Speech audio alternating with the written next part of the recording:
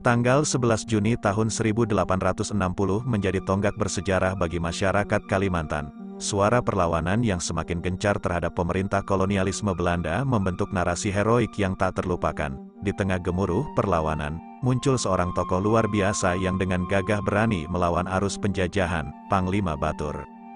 Kisah perlawanan masyarakat Kalimantan merekam babak kelam ketika Komisaris Pemerintah FN Nieuwenhuizen mengumumkan penghapusan Kesultanan Banjar.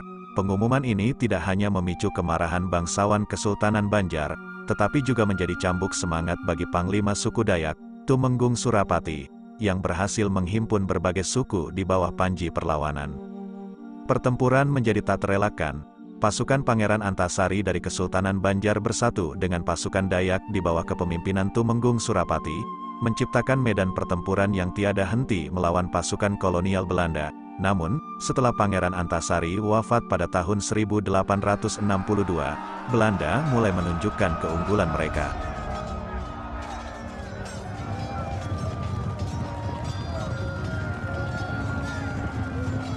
Tapi cahaya perlawanan masih membara. Panglima Batur, tokoh kelahiran Buntok Baru, Barito Utara, pada tahun 1852, muncul sebagai pahlawan dalam Perang Banjar tahap kedua. Bersama dengan Sultan Muhammad Seman dari Kesultanan Banjar, Batur membentuk pasukan yang tak kenal lelah melawan penjajah Belanda. Panglima Batur, yang juga ahli strategi perang cerdik, menjaga api perlawanan tetap menyala. Keduanya, Sultan Muhammad Seman dan Panglima Batur, menjadi dua kutub yang bersatu melawan penjajah. Mereka mempertahankan benteng terakhir di Sungai Manawing, menjadi penjaga terakhir harapan masyarakat Banjar. Serangkaian perlawanan terjadi di bawah kepemimpinan Panglima Batur, mulai dari merebut daerah Kasintu hingga menghancurkan benteng Kuala Sirat. Tetapi puncak perlawanan semakin dekat. Operasi militer Belanda berhasil mengepung pasukan Seman di Kalangbarah pada tahun 1905. Panglima Batur, dalam upaya putus asa untuk melindungi pertahanan terakhir, mengambil risiko mengambil lebih banyak amunisi. Serangan brutal Belanda yang dikepalai oleh Letnan Christoffel mengakibatkan kematian Sultan Muhammad Seman.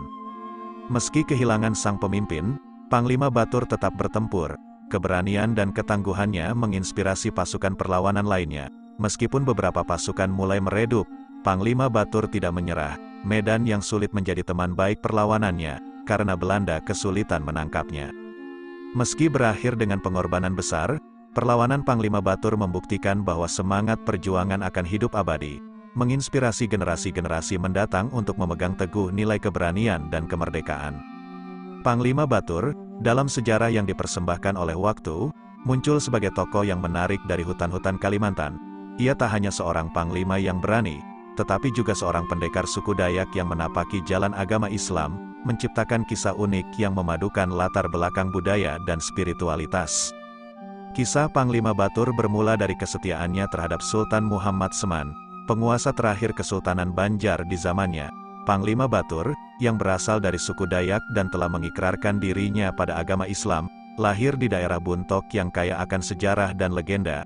Ia bukan hanya seorang prajurit, melainkan juga seorang pria yang tumbuh dalam dualitas budaya dan keyakinan.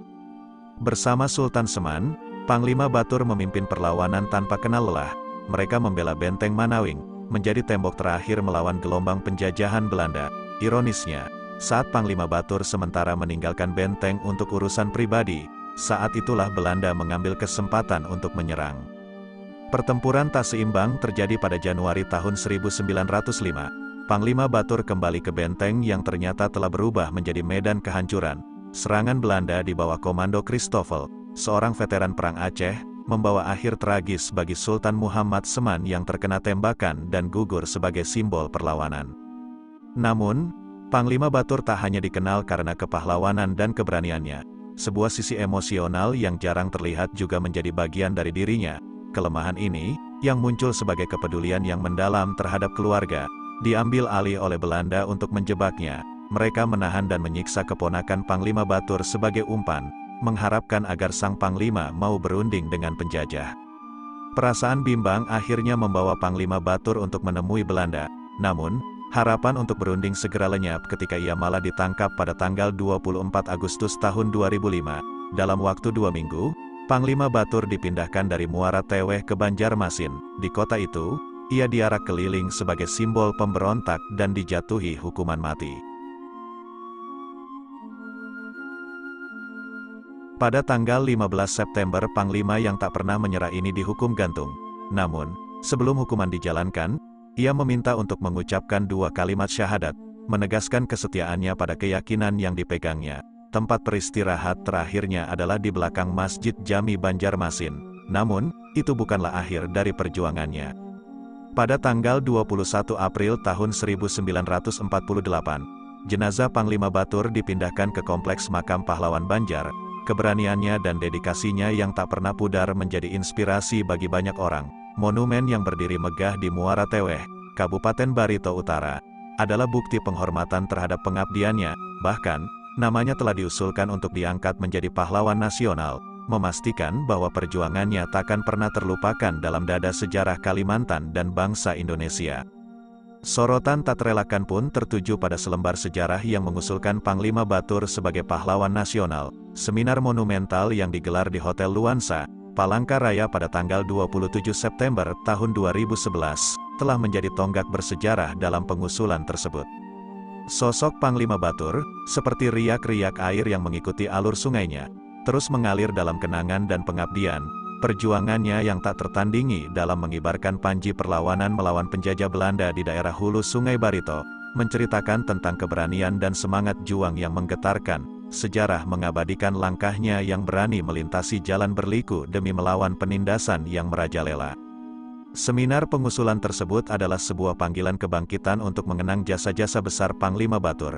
Seperti sinar matahari yang menembus hutan belantara, usulan tersebut menerangi betapa besarnya pengorbanan sang pahlawan dalam memimpin perang gerilya melawan penjajah. Namun, meskipun gemanya terdengar hingga ke telinga pemerintah pusat, pengakuan yang pantas bagi Panglima Batur sebagai pahlawan nasional masih terasa jauh dari genggaman. Tidak henti di situ, semangat dan rasa hormat masyarakat setempat terhadap Panglima Batur terukir dalam bentuk monumen. Sebuah patung gagah berdiri tegak, menjadi simbol abadi di Kompleks Taman Seribu Riam, di tepian Jalan Raya Muara Teweh Ampah, Barito Utara. Monumen tersebut menjulang seolah ingin memberi semangat kepada setiap orang yang melewatinya. Melihat patung tersebut, kita diingatkan bahwa kepahlawanan tak hanya tertanam dalam buku-buku sejarah, namun juga merasuk dalam setiap tiupan angin yang menyapu tanah tempat kita berpijak. Sejarah Panglima Batur tak hanya bercerita tentang peperangan melawan pasukan penjajah Belanda, tetapi juga tentang semangat mengangkat derajat tanah Kalimantan Tengah. Dalam setiap helai daun, dalam tiap tetes air sungai, terlukis perjuangan sang pahlawan. Kita semua, seperti daun-daun yang melayang dalam alunan angin, dapat mengambil inspirasi dari perjuangannya. Mengenang Panglima Batur adalah menghidupkan kembali percikan semangat juang yang membakar dada para pahlawan zaman dahulu. Seminar di Hotel Luansa mungkin hanya sebuah episode, dan pengakuan dari pemerintah pusat mungkin belum terwujud sepenuhnya.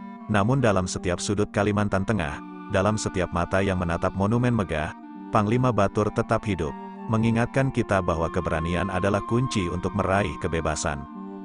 Jadi, marilah kita terus meneruskan cerita Panglima Batur.